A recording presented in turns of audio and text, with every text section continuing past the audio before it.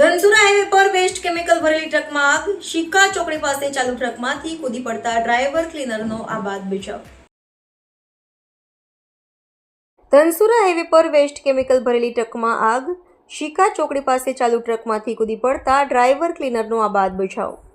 અરવલ્લી જિલ્લામાં છેલ્લા 2 દિવસથી આગની ઘટનાઓ સામે આવી રહી છે. આજે વહેલી સવારે ધનસુરા નજીક વધુ એક આગની ઘટના બની છે. મોડાસા ધનસુરા હાઈવે પર શિક્કા ચોકડી પાસેથી એક ટ્રક પસાર થઈ રહી હતી. અચાનક ટ્રકમાંથી ધુમાડાના ગોટે ગોટા નીકળવા લાગ્યા. ડ્રાઈવરે તરત જ ટ્રકને રસ્તાની એક બાજુ ઊભી રાખી ડ્રાઈવર અને ક્લીનર બંને ટ્રકમાંથી કૂદી પડ્યા હતા.